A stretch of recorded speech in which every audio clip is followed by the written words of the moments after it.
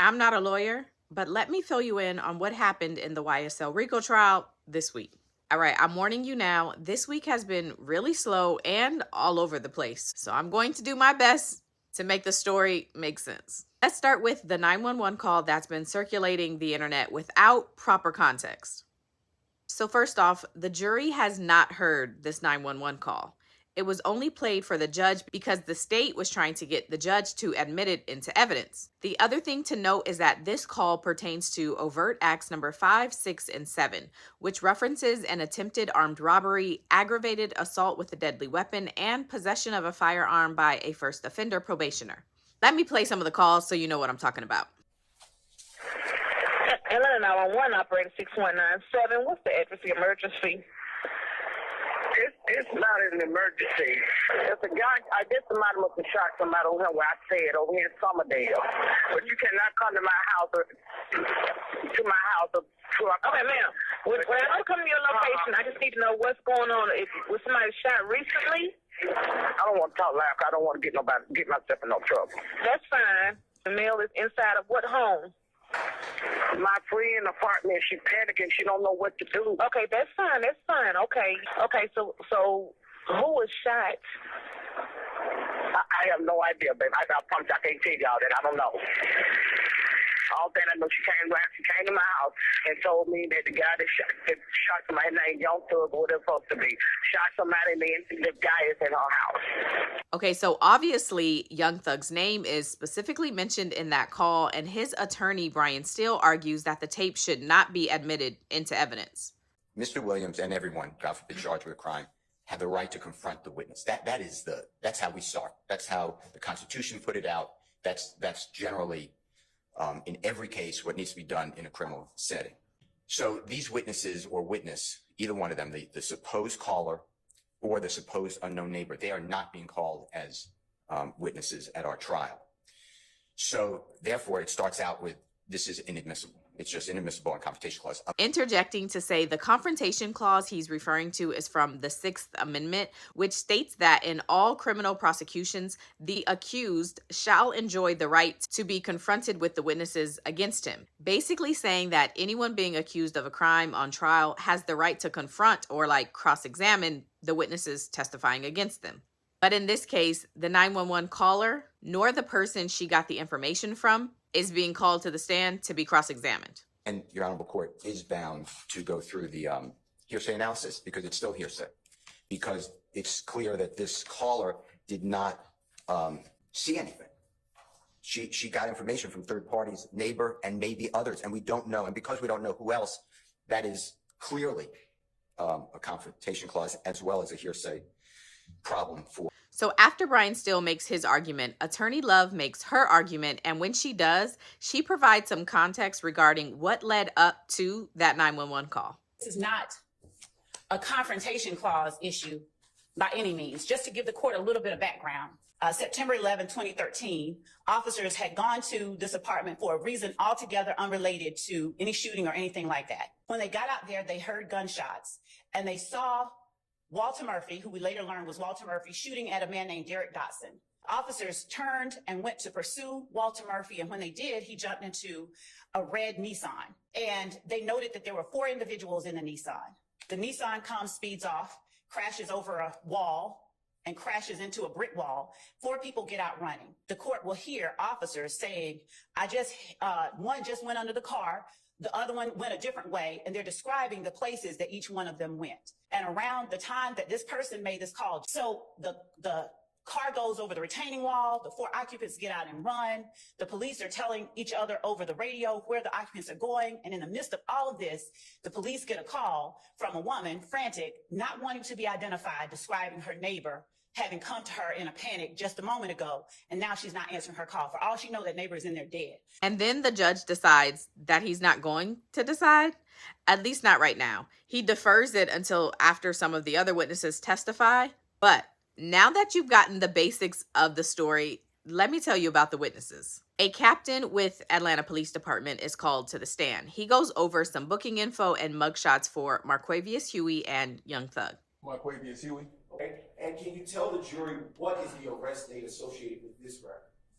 May 25th, 2018. And is there a release date on this record associated with Mr. Huey?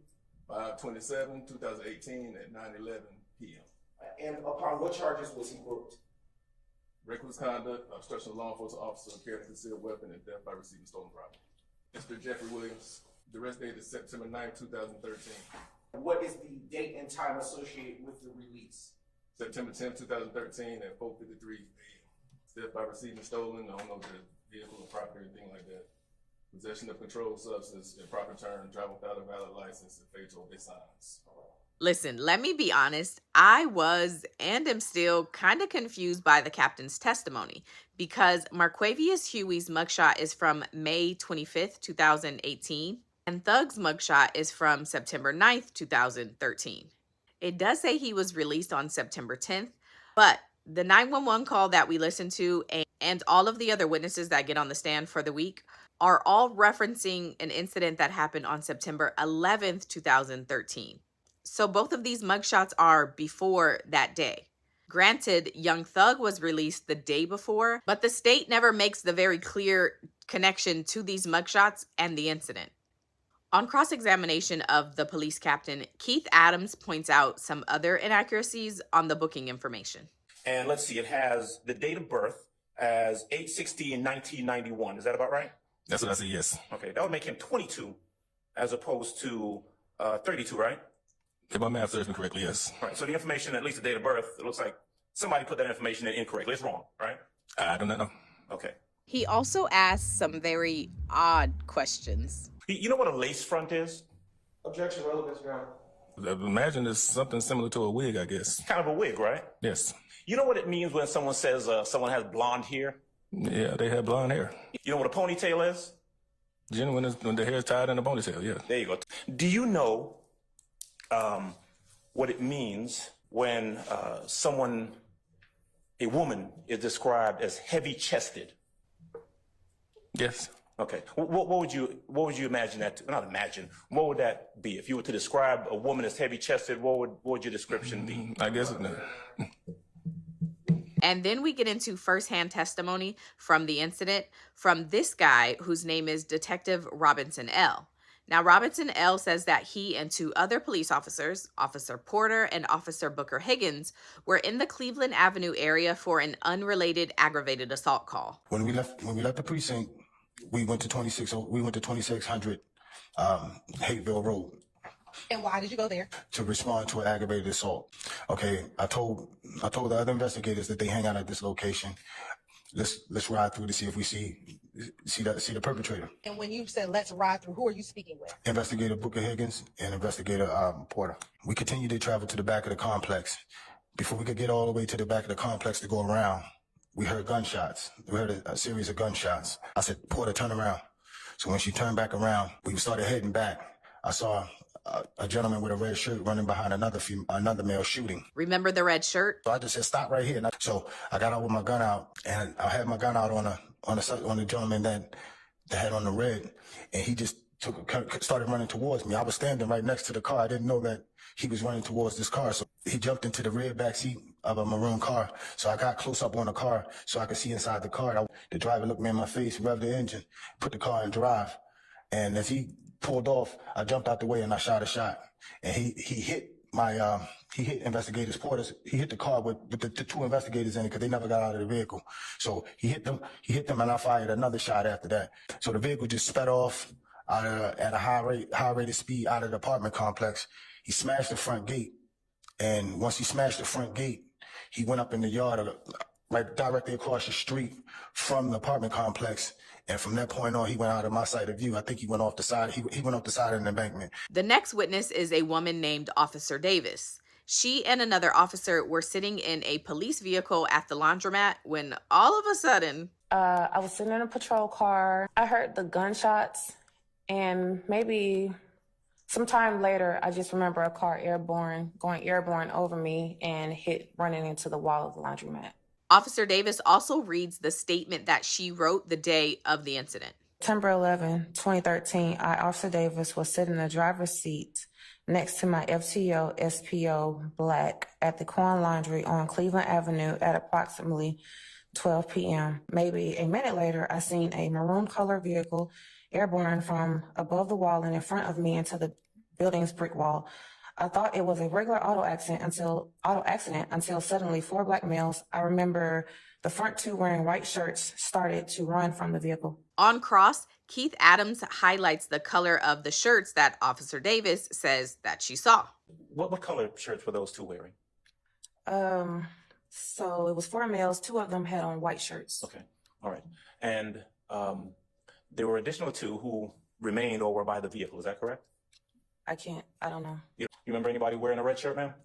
I'm not sure. I don't know. I don't remember. How about a blue shirt? Remember anyone wearing a blue shirt? I can't recall. No? Okay. I mean, you saw them get out of the car, right? I saw 4 males get out the car. Okay. And you sure it was 4? 4. Okay. Then Officer Booker Higgins is called to the stand. Now remember, she is one of the 2 officers that was with Detective Robinson L. And her testimony finally starts to add some clarity to Keith Adams' odd questions about women. The car went shooting across the exit and entrance of that complex over Old Hateville Road into a house which was directly across the street, hit in a tree. I never saw something personally where the car went completely airborne after crashing. Multiple people ran from that vehicle, one in particular being a black male in a blue shirt. I thought the driver was a female because that individual had shoulder-length hair and it was bouncing and waving like most women here would do. As to be expected, on cross, Keith Adams again highlights inconsistencies and asks about the differences between men and women. So your recollection is that you left the first apartment complex and you went directly from there to Summerdale. Is that your testimony? Yes, sir, it was. And there were 3 of you in the vehicle. It was you, Officer Robinson L., and Officer Porter. By the way, is Officer Porter still an officer with the Atlanta Police Department? To my knowledge, she is, yes, sir. You waited outside before you were brought in to testify, true? Yes, sir. Officer Porter out there? Not that I...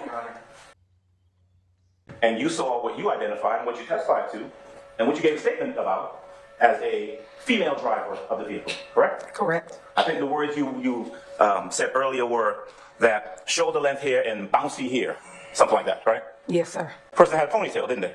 I can't concur that. The female driver, person that you identified as a female driver, had blonde hair. That I don't recall. Was a heavy-chested woman. Don't recall that. You don't deny it, you just don't recall, true? I sustain the objection.